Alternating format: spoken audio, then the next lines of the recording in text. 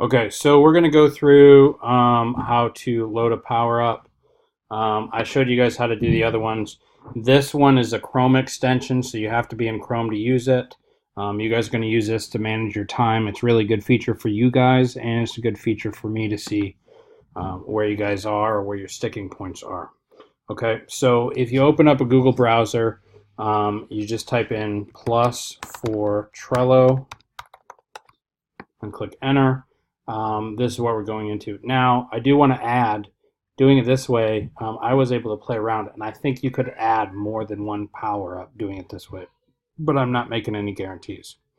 First link that pops up is the Google extension. We want to add it to Chrome. We're going to add that extension. Okay. Now it's telling us welcome to Plus for Trello. We can go ahead and click that. It's letting us know about this power up. We can manage it. So if I click on it right now, I don't have anything because there's no syncing enabled right now. Okay. If I go into my Trello board, so let's just type in Trello.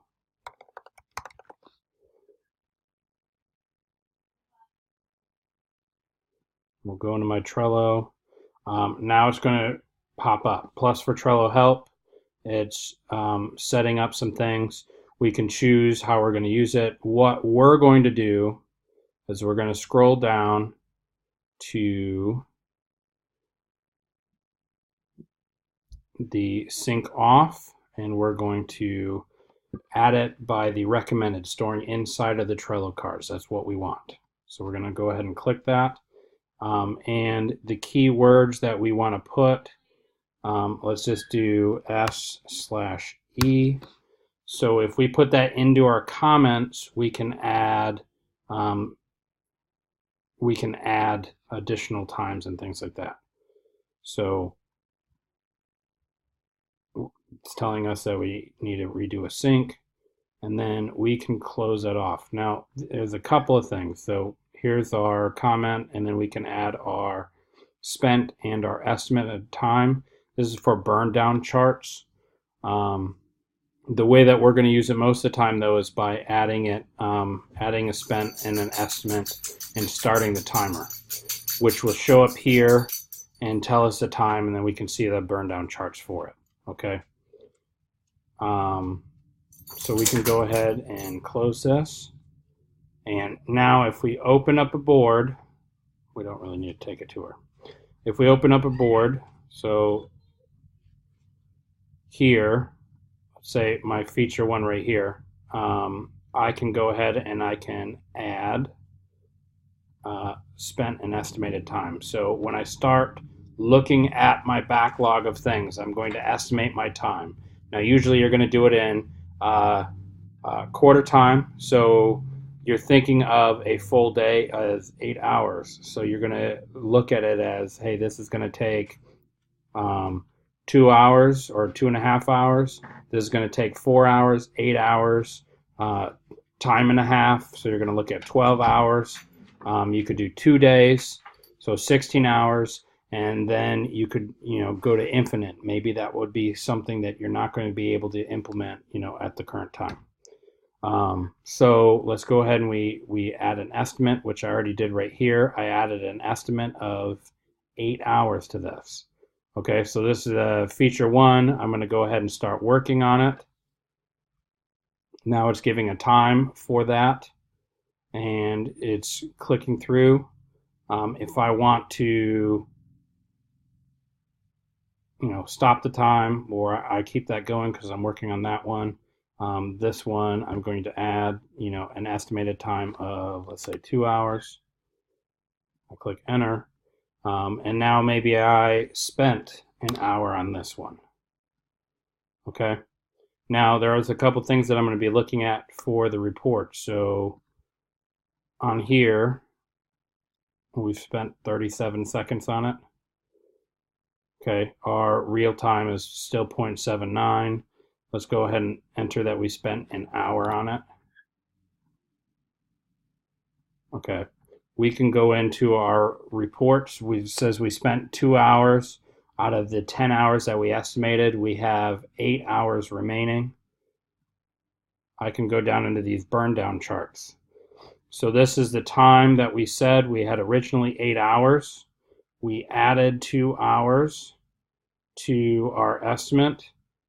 The green is our remaining time that we have for our project. And this is the time that we put in. Now, this is what I'm going to end up looking at, though. If you had a whole bunch of time and then you just started marking off all your time all at once, I'm going to need to talk to you about it, because how are you able to do so much in such a little time? Okay, this should be a really good guide for you to make sure that you are staying to hit your goal. Okay, so we could go look at, this is the time that we spent, the estimated time. We can look at view by user. I've spent 2 of those hours of the 10 hours that were estimated. We could go by recent spent estimate chart and look. I'm going to do this too. I can look at each feature and say, hey, you spent this amount of time. Based off your estimate, you have 2 hours on here. You spent 2 hours. You have 8 hours estimated. You haven't spent any time on that. Oh, I see that you spent 1 hour on that. Okay, so I'm going to be looking by the amount of time that you have spent on your projects for each feature.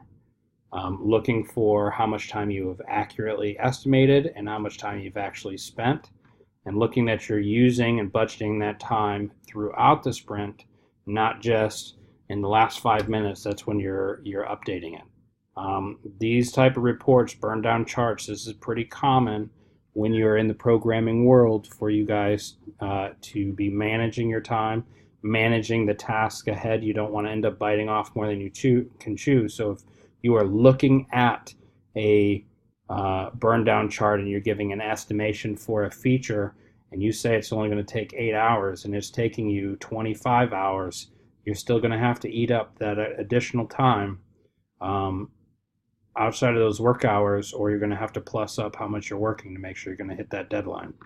You need to budget your time accurately.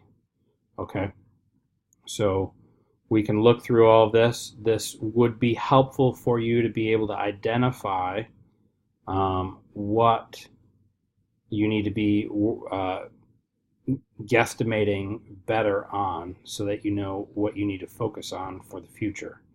So if I'm looking at, well, that's not going to let me get that projected end date. So if I'm looking at it from here, I can see the time that I've estimated, and then I can see what I've started spending. Okay, they should end on my due date in a slow diagonal motion. You should not have huge hikes.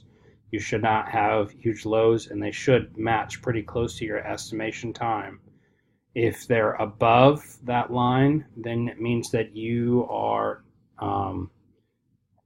you're not going to end up hitting your deadline. If they're below that line, that means then you're working more efficiently to your estimated burn down time. Okay, so this is pretty useful for you to plan how you are using your time.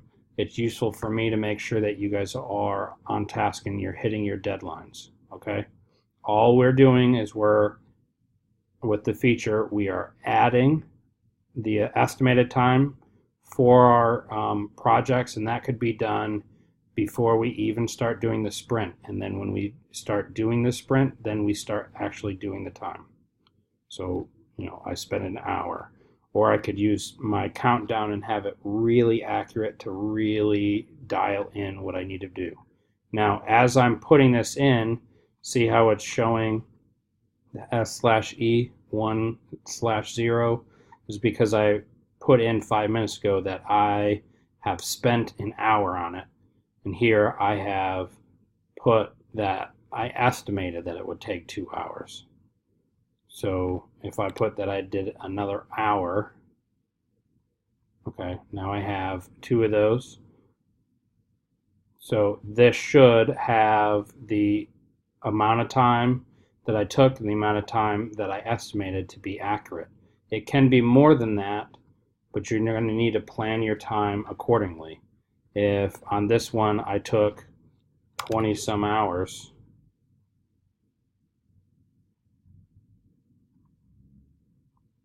I am behind the curve on my chart. So these huge spikes is the amount of time that I spent. It jumped way up. My remaining time jumped way down. My estimate was way off.